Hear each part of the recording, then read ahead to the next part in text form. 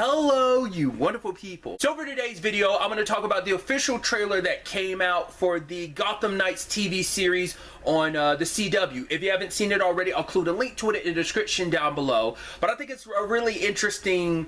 I kind of went into this obviously knowing the premise behind it, but seeing it's kind of a whole other thing too. I think it's such an interesting thing. Well, for one, it's not like Batwoman where Batman's missing. You know, it's like, no, Batman's straight up dead, which obviously plays into, well, I didn't know this was also inspired by the comics. I mean, I don't know if this exact storyline was inspired by that, but I know the video game, which obviously there's no tie-in here. They just happen to be using the Gotham Knight titling, but in both situations, Batman and Bruce Wayne is dead. And I was wondering like whether he was in the full-blown bat suit in this, but it's like, no. It looks like someone killed him as Bruce Wayne and then put the bat mask on him. It's, at least from what I saw in the trailer, so... But obviously his adopted son in this situation was Turner.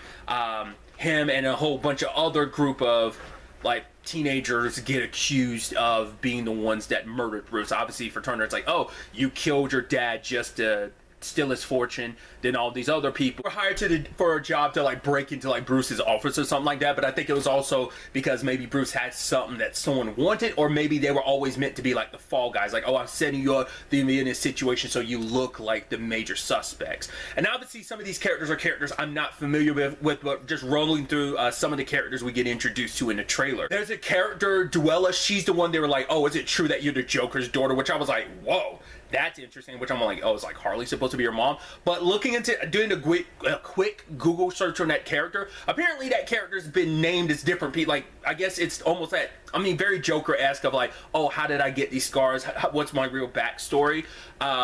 Different people, she's claimed to be different people's daughters. I think it was even like, she claimed to be Catwoman's daughter,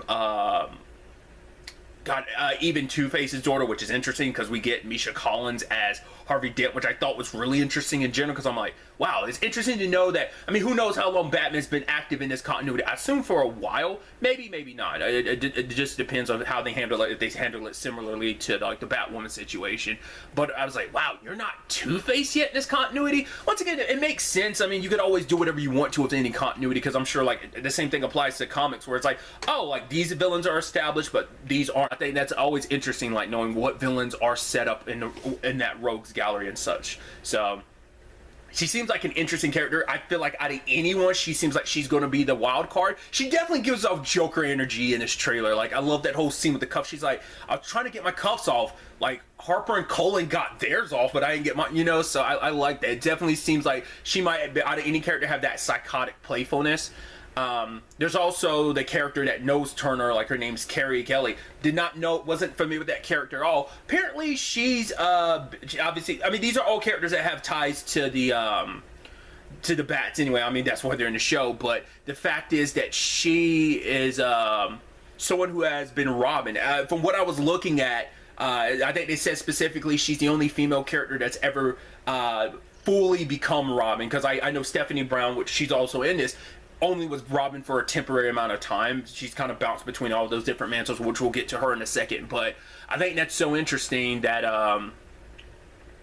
yeah, and she was like, yeah, Bruce called me his little Robin, which I'm like, oh, so is that supposed to insinuate that the other Robins don't exist in this continuity? So like, no Dick Grayson, no Jason Todd, no Tim Drake, no Damian Wayne, considering he has an adopted son. But you know, I'm always interested in that, because I'm like, well, Damian Wayne kind of comes out of the woodwork, so it'd be interesting if it's like he's kind of like a well-kept secret, like, oh, you find out that maybe he's the one that showed up and killed his dad, or maybe he's going to pop up at some point in time, for it to be son versus son, adopted son versus actual blood son. Like, I think that'd be an interesting thing. It doesn't seem like there's anything indicating that Damian is in this. Also plays into the fact is all he's ever done is like taken so many children under his wings, and obviously we've seen Titans of how, like, you know, how that's really been relegated and how that turns out, like how both Dick and Jason have come to resent him so much for how much he messed them up, you know? So I think there's an element that could be played into that. But other than that, I'm assuming his friend that we see with the longer blonde hair in the show, I'm assuming that's supposed to be Stephanie Brown, which, once again, I've talked about her in the past because obviously she popped up in Batwoman. She also popped up, she's referenced in Titans as well. But yeah, she's someone who has taken up the mantle of not only Robin, but she's also taken up the mantle of, I think it's Batgirl as well. She's actually when I read that, I thought it was interesting. Like, apparently, and once again, do correct me in the comments down below, I believe she's the only character that's ever been both mantles at some point in time. So I think that's so interesting. But she becomes our own hero. Spoiler, and her dad is a villain named Cluemaster, who, you know, we met both her and her dad in Batwoman. So that's gonna be interesting, especially with villainous characters. Cause this show kind of gives me like Arrow meets Batwoman meets Legends. And now what I mean by the Legends angle to it, because Legends is the only one that's really dived into the whole like, oh, heroes and villains kind of coming together. But it's definitely got that misfit rag team feel to it that I feel like Arrow kind of had that rag team feel to it, but I definitely feel like Legends really like put its own stamp on the whole misfit team being put together. But it feels like a very like Arrow feel to it, especially with you being like them hunted by the cops. And I think that's such an interesting premise of like, yeah, you're not just like superheroing this entire time. It's like, no, you're off on the run because everyone thinks you're responsible, because obviously we got some dirty cops involved, but who's at the top of it all? Is it just some powerful politician? But who's pulling the strings there? What's going to end up being like, you know, I wonder, will they do it because the video game's already doing it? Because obviously at the heart of Gotham, there is the whole Court of Owls storyline, which are also like the Batman, and potentially could be setting up a Court of Owls situation in his own right as well too. So I'm curious, is that something they're going to tackle? Is it going to be a very specific villain that's behind all of this? Once again, just like learning like what members of the Rogues Gallery exist in this continuity. And once again, the fact is that we have Harvey Dent as not Two-Face. So has he been corrupted yet? The fact is that he's kind of like that mainstay in this regard. I'd assume that must mean he's going to stay Harvey Dent and not Two-Face for a long time. Maybe eventually over the course of everything, like he tries to have Turner's back, but then maybe eventually something happens. Very maybe like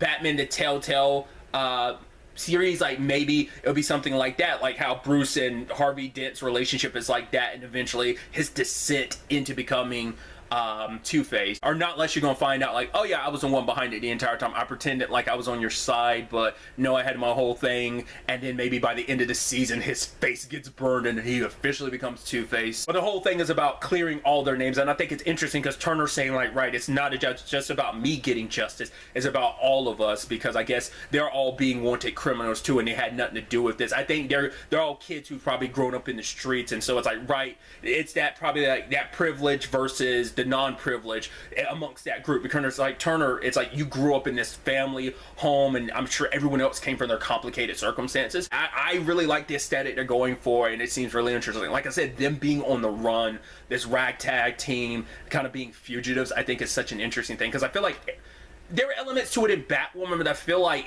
Arrow's the only one that's amongst the DC shows on the CW have ever really leaned into that, like the whole criminality of like, oh, you up here doing your, I mean, granted, it's a little bit different, but also the same thing, because Oliver was wanted for murder. Either way, obviously these are just some of the thoughts going through my mind. I'd love to get to know your thoughts in the comments down below. What did you think? What are some things you want to see from the show? What are some things you expect to see from the show? Just let me know all your thoughts. But really, that's all I want to talk about. Until the next time we meet, be happy, be safe, live life to the fullest, and enjoy it.